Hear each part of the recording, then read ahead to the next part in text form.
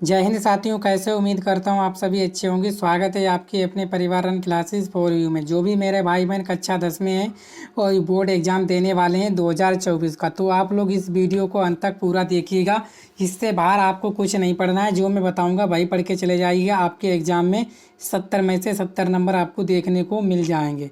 ठीक है, तो आप वीडियो को जो है अंत तक जरूर देखिएगा। मैं सभी महत्वपूर्ण प्रश्नों को बताने वाला हूँ। बस आप लोग जो है इन सभी प्रश्नों को तैयार कर लीजिए बोर्ड एग्जाम से पहले। ठीक है ना। तो अभी आपके पास लगभग 2 से 3 महीने हैं। आप आसानी से इन प्रश्नों को तैयार कर लेना। आपके 70 में से 70 अंक आसानी से आ जाएंगे। तो चलिए देखते हैं। ठीक है, आप वीडियो को अंत तक देखते जाना। पेपर में ना आए तो मेरा नाम बदल देना। बहुत ही महत्वपूर्ण प्रश्न है और ये जो है बोर्ड परीक्षा में आपके हर बार आते हैं और भर भर के पेपर में आपको देखने को मिलते हैं। तो वीडियो को आप लोग कंप्लीट देखिएगा। ठीक है ना। कोई भी ये प्रश्न बाद में या ना आए तो बाद में आप कमेंट बॉक्स में कमेंट करके मुझे ज़रूर बताइएगा कि गुरुजी ये प्रश्न जो है नहीं आए थे। ठीक है ना। तो बोर्ड एग्जाम में अगर ये प्रश्न ना आए तो कमेंट बॉक्स में आप कमेंट करके हमें ज़रूर बता दीजिएगा। ठीक है, यही प्रश्न आते हैं। जहाँ तक मेरा सवाल है, मैं 2-3-4-5 सालों से देख रहा हूँ कि यही प्रश्न आपके एग्जाम में बार बार रिपीट होते रहते हैं। सबसे पहले हम बात करेंगे 4 अंक के जो महत्वपूर्ण प्रश्न हैं 2024 में जो आपके आएंगे, उन सभी को देखेंगे। ठीक है, उसके बाद हम दीर्घ भी देखने वाले हैं और बहुविकल्पीय भी प्रश्नों को हम देखने वाले हैं। ठीक है, मोस्ट इंपॉर्टेंट है ये वीडियो होने वाला आपके लिए 2024 से पहले। इसके बाद आपको कोई भी वीडियो देखने की ज़रूरत नहीं पड़ेगी। तो चलिए, सबसे जो पहला प्रश्न आप तैयार कर लेना कि फ्रांस की क्रांति क्यों हुई, इसका मुख्य कारण क्या था। ये वाला प्रश्न मोस्ट इंपॉर्टेंट है। ये आपके एग्जाम में हर बार देखने को आपको मिलता है। ये क्वेश्चन नंबर 1, इसको तैयार कर लीजिएगा। इसकी PDF आपको मिल जाएगी, लिंक डिस्क्रिप्शन में, वहाँ से आप डाउनलोड कर लीजिएगा। नेक्स्ट, या आप हमारे व्हाट्सअप नंबर, ये हमारा नंबर आप बोल दीजिएगा, मैं आपको इसकी PDF दे दूँगा। ठीक है, ये हमारा नंबर है। सही आप बात है ना। बिल्कुल आपको सत्य और जेन्युइन जानकारी यहाँ पे मिलती रहती है। ठीक है, तैयार कर लेना आप। इसके बाद बोला गया है कि प्रथम स्वतंत्रता संग्राम की असफलता के लिए उत्तरदायी कोई 4 कारण लिखिए। जो आपका प्रथम स्वतंत्रता संग्राम हुआ था उसकी असफलता थी, यानी कि उसके जो है क्या क्यों फेल हो गया था, उसके आपको 4 कारण बताने हैं। मोस्ट इम्पोर्टेंट है, 4 अंक का आपका एग्जाम में आएगा। ठीक है, प्रश्न 3 आपको कौन सा तैयार कर लेना है। प्रश्न 3 आपको तैयार कर लेना है कि लोकतंत्र के किन्हीं 4 लाभों का उल्लेख कीजिए। ये वाला प्रश्न मोस्ट इम्पोर्टेंट है, आपके एग्जाम में आपको देखने को मिलेगा। लोकतंत्र के किन्हीं 4 लाभों का उल्लेख कीजिए। ठीक है, तैयार कर लेना आप लोग। अगर आप चाहते हो कि मुझे सर इसके सोल्यूशन चाहिए तो आप कमेंट बॉक्स में कमेंट करके बता दीजिएगा। मैं नेक्स्ट वीडियो आपके लिए सोल्यूशन वाला भी बना दूंगा। मैं पूरा आपके लिए तैयारी करके रखा हूँ, आपका कोई भी प्रश्न बाहर नहीं जाएगा। बस आप लोग वीडियो को कंप्लीट देखिएगा। इसके बाद चौथा प्रश्न बोला गया, भारतीय कृषि की कोई 4 विशेषताएं लिखिए। किसकी? भारतीय कृषि की कोई 4 विशेषताएं आपको लिखनी है जो आपके एग्जाम में आती हैं। इनको आप तैयार जरूर कर लीजिएगा। ठीक है, मोस्ट इम्पोर्टेंट प्रश्न है आपका। प्रश्न 5 बोला गया, संघीय शासन व्यवस्था की 4 प्रमुख विशेषताएं लिखिए। यानी कि जो संघीय, यानी कि एक साथ जो मिलकर काम करते हैं, उस शासन की व्यवस्था की आपको 4 प्रमुख विशेषताएं निकली होती हैं। क्या क्या उसमें होता है। ठीक है, ये 5 नंबर प्रश्न था। और छठा नंबर आप लोग प्रश्न देखिएगा। छठा नंबर प्रश्न क्या है कि हमें खनिजों के संचरण की आवश्यकता क्यों पड़ती है। जो हमारे खनिज हमें मिलते हैं, ठीक है, उन्हें हमें संचरण यानी देखभाल के लिए की आवश्यकता जो है क्यों पड़ती है। ये वाला प्रश्न आपका बहुत ही मोस्ट इम्पोर्टेंट है।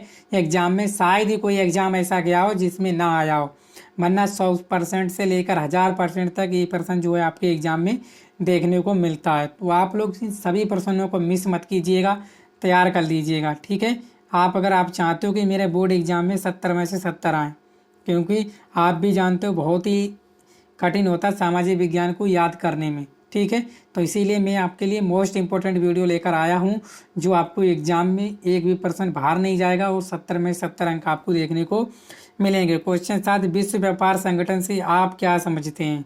अच्छा, आप बताइए कमेंट बॉक्स में दोस्तों, क्या वीडियो ये महत्वपूर्ण नहीं है?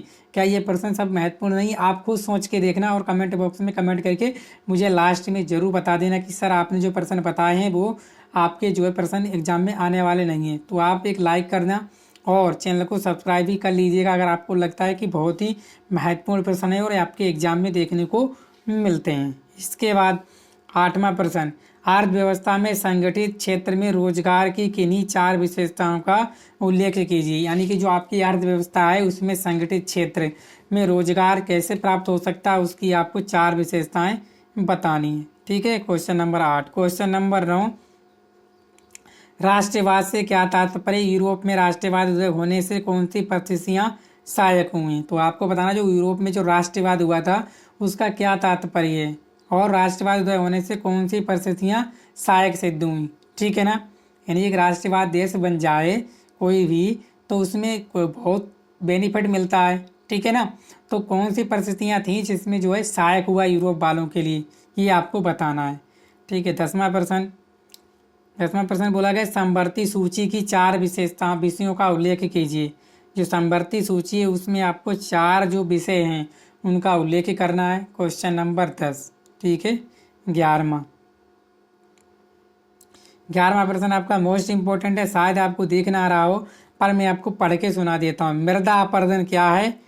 इसके 2 प्रमुख कारण बताइए। यानी कि जो मृदा अपरदन आपका होता है भूमि का कटाव, वो है क्या? इसके 2 प्रमुख आपको कारण बताने हैं कि ये अक्सर होता क्यों है। ठीक है ना। इसके आपको कारण बताने, तैयार कर लेना आप।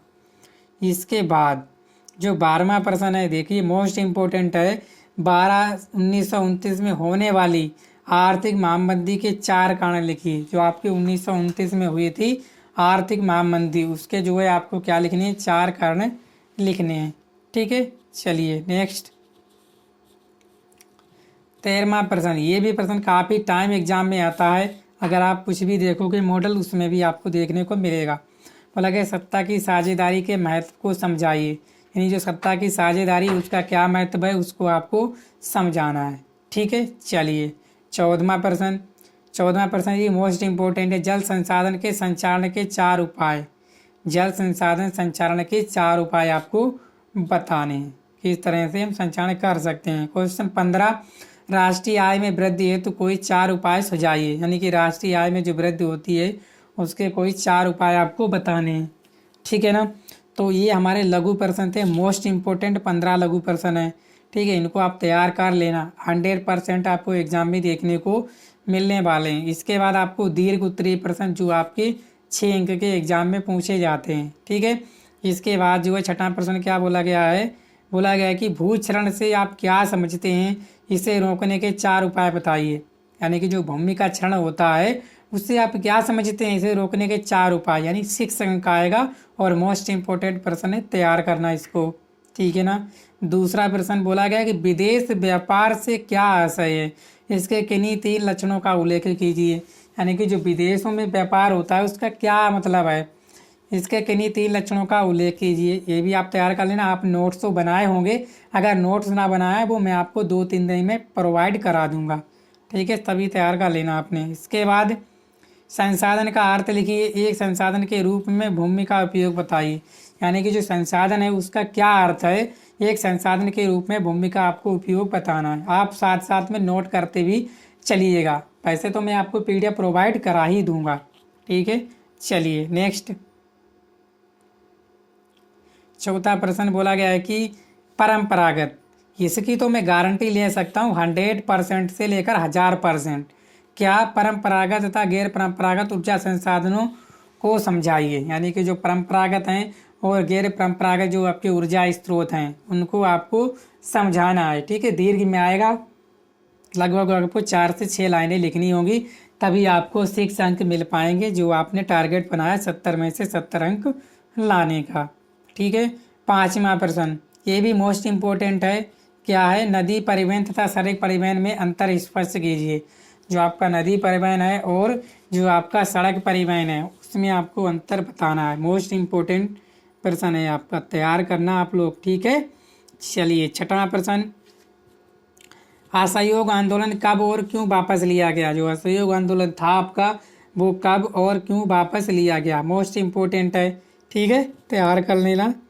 इसके बाद जो हमारा 7वां प्रश्न है बोला गया है कि भारत में कृषि क्षेत्र में होने वाली समस्याएं लिखिए। जो भारत में कृषि होती है उसके जो क्षेत्र में होती हैं समस्याएं उनको आपको लिखना है। तो साथियों अब तो आप समझ गए हो कि कितने इम्पोर्टेंट पर्सन है। ठीक है, लाइक कर लेना, चैनल को सब्सक्राइब भी कर लीजिएगा।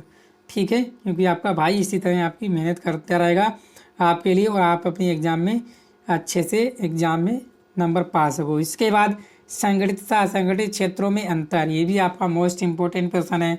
ठीक है, तो यही थे आज के हमारे महत्वपूर्ण टोटल